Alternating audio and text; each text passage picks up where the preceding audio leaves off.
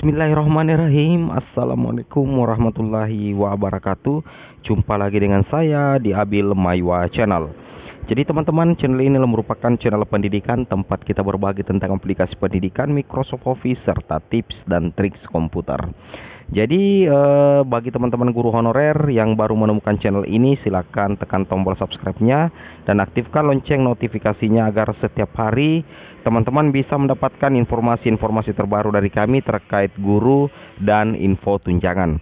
Oke, di video kali ini kami akan menyajikan sebuah video terbaru terkait info tunjangan yang bisa diterima oleh guru P3K, yang mana di sini dua jenis tunjangan untuk guru P3K yang memenuhi persyaratan. Jadi teman-teman guru P3K harus memahami info ini. Jadi kami mencoba membahas dua jenis tunjangan ini berdasarkan peraturan baru dari pemerintah, teman-temannya, yang akan kami sajikan sebentar lagi. Oke, tanpa berbasa-basi lagi, kita langsung saja ke videonya.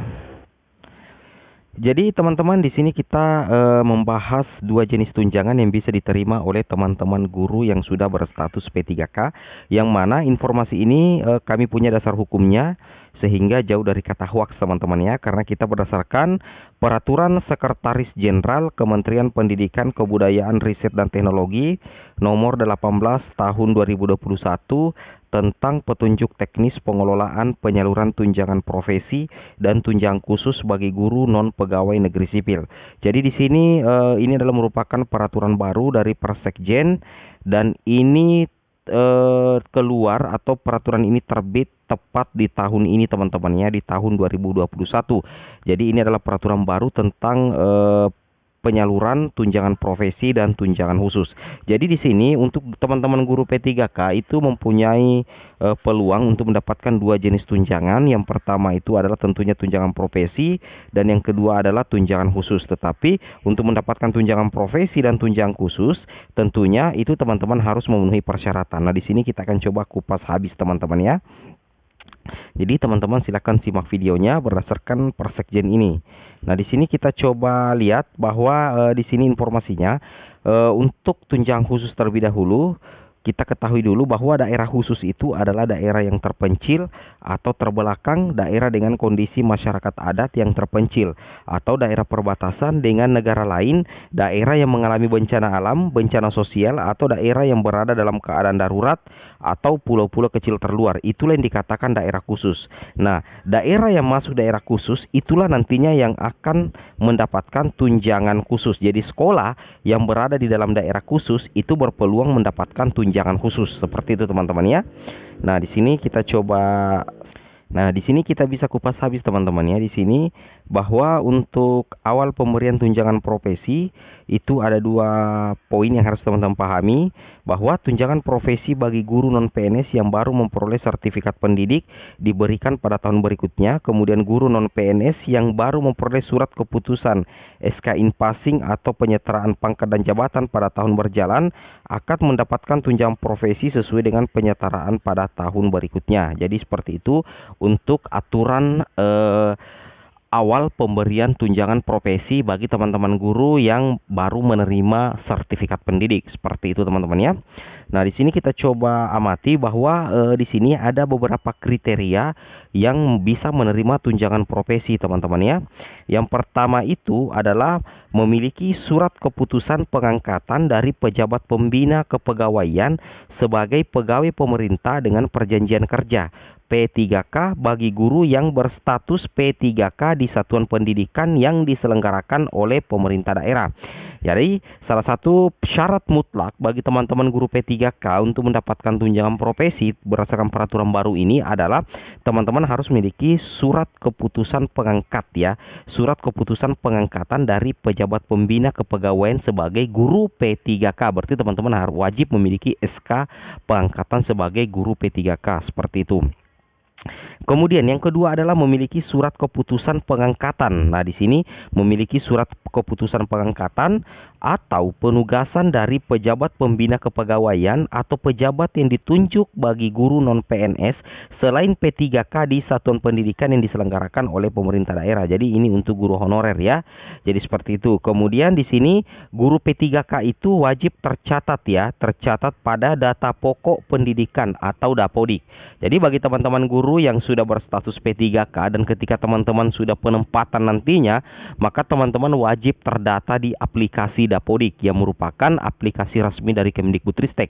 Karena ketika teman-teman tidak terdata di Dapodik, maka secara otomatis teman-teman tidak memiliki data yang terkoneksi di server Dapodik Dasmen. Secara otomatis teman-teman itu kecil kemungkinan untuk mendapatkan tunjangan profesi seperti itu. Jadi teman-teman wajib terdata di Dapodik ya ketika teman-teman nantinya sudah menjadi guru P3K. Dan ketika teman-teman di Dapodiknya itu berstatus guru honorer, padahal teman-teman sudah memiliki SK pengangkatan sebagai guru P3K, maka teman-teman wajib menggantinya melalui operator sekolah. Seperti itu ya. Teman-teman bisa berkoordinasi dengan operator sekolah dan operator dinas. Kemudian guru P3K itu wajib memiliki sertifikat pendidik. Nah, ini mutlak teman-teman ya. Bagi teman-teman guru yang berstatus P3K, untuk mendapatkan tunjangan profesi, maka teman-teman wajib memiliki sertifikat pendidik. Nah, bagaimana caranya mendapatkan sertifikat pendidik? Caranya itu tentunya melalui PPG guru dalam jabatan. Insya Allah kedepannya kami akan mencoba membahas tentang PPG guru dalam jabatan seperti itu ya. Jadi wajib memiliki sertifikat pendidik. Kemudian guru P3K wajib memiliki NRG ya. Jadi teman-teman wajib memiliki nomor registrasi guru.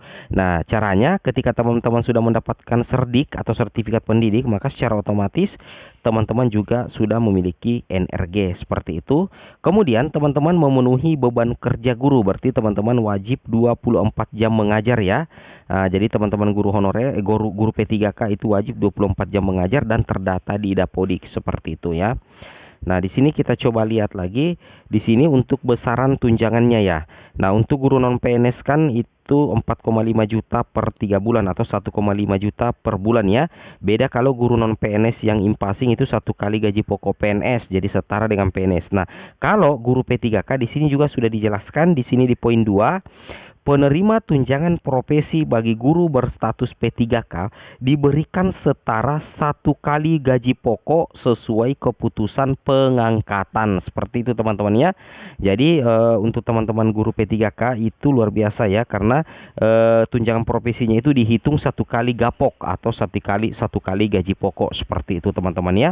Dan besaran tunjangan profesi dimaksud pada angka 1 itu berdasarkan aplikasi Simtum ya. Aplikasi Simtum itu aplikasinya Dinas Pendidikan. Jadi misalkan gaji pokok teman-teman 2,9, maka itu dikali dengan 3, maka sekitar 8 juta lebih teman-teman. Namun ada pemotongan berdasarkan pajaknya ya. Di sini di poin 4 dijelaskan besaran tunjangan profesi sebagaimana dimaksud pada angka 1 dan 2 dikenakan pajak penghasilan sesuai dengan ketentuan peraturan perundang-undangan. Seperti itu teman-teman ya. Jadi kita harus taat pada undang-undang seperti itu. Kemudian tunjangan yang kedua teman-teman adalah tunjangan khusus. Jadi tunjangan kedua yang bisa didapatkan oleh guru yang berstatus P3K adalah tunjangan khusus. Jadi seperti ini, di sini aturannya sudah jelas ya. Peraturan Sekretaris Jenderal Kementerian Pendidikan dan Kebudayaan Riset dan Teknologi nomor 18 tahun 2021 tentang petunjuk teknis pengelolaan penyaluran tunjangan profesi, tunjangan khusus guru non pegawai negeri sipil. Seperti itu ya. Kita cek dulu teman. Nah, di sini jelas sekali kriteria penerima tunjangan khusus. Jadi di sini kriteria penerima tunjangan khusus, guru non PNS penerima tunjangan khusus harus memenuhi kriteria sebagai berikut. Di sini ada 2 poin ya. Ada poin pertama yang jadi fokus kita karena kita membahas 2 jenis tunjangan untuk guru P3K. Jadi kita tidak membahas dulu untuk guru honorer, tapi kita membahas untuk guru P3K. Jadi langsung saja di poin pertama, kriterianya adalah memiliki surat keputusan pengangkatan dari Pembina Kepegawaian sebagai pemerintah dengan perjanjian kerja P3K bagi guru yang berstatus P3K di satuan pendidikan yang diselenggarakan oleh pemerintah daerah. Jadi teman-teman wajib memiliki SK pengangkatan sebagai guru P3K sebagai salah satu syarat mutlak untuk mendapatkan tunjangan khusus seperti itu ya. Nah, di sini kita cari. Kemudian teman-teman wajib memiliki NUPTK ya. Jadi teman-teman guru P3K wajib memiliki NUPTK. Kemudian teman-teman wajib tercatat di Dapodik ya. Seperti tunjangan profesi ini wajib teman-teman ya. Wajib tercatat di Dapodik. Kemudian syarat khususnya ini di poin 6 teman-teman ya. Jadi guru guru ya Kak, wajib bertugas pada satuan pendidikan di daerah khusus yang ditetapkan oleh menteri. Jadi apabila penempatan teman-teman sebagai guru P3K masuk dalam kategori wilayah khusus atau daerah khusus, maka secara otomatis teman-teman itu berpeluang untuk mendapatkan tunjangan khusus. Jadi syarat khususnya yang bersifat wajib itu adalah wajib bertugas pada satuan pendidikan di daerah khusus yang ditetapkan oleh menteri, kemudian aktif mengajar, kemudian tidak merangkap sebagai tenaga atau pegawai tetap pada lembaga atau satuan pendidikan lain. Jadi memang ini yang poin 6 ini yang kesulitan bagi teman-teman ya, karena wajib bertugas pada satuan pendidikan di daerah khusus yang ditetapkan oleh menteri. Seperti itu teman-teman ya. Kemudian kita lihat di sini besaran tunjangannya. Kalau guru non PNS itu 1,5 juta, kemudian guru non PNS yang infasing itu setara gaji pokok PNS. Namun di sini kita coba bahas yang poin kedua. Berdasarkan peraturan ini, penerima tunjangan khusus bagi guru berstatus PPPK itu diberikan setara gaji pokok sesuai keputusan pengangkatan. Luar biasa sekali teman-teman ya. Misalkan di sini teman-teman masuk ke dalam penerima tunjangan khusus terpencil pusat, berarti itu satu kali gaji pokok teman-teman ya. Satu kali gapok atau gaji pokok. Misalkan gaji pokok teman-teman 2,9. Berarti anggaplah teman-teman menerima 8,5 juta lah, seperti itu ya. 8,5 juta untuk tunjangan khusus.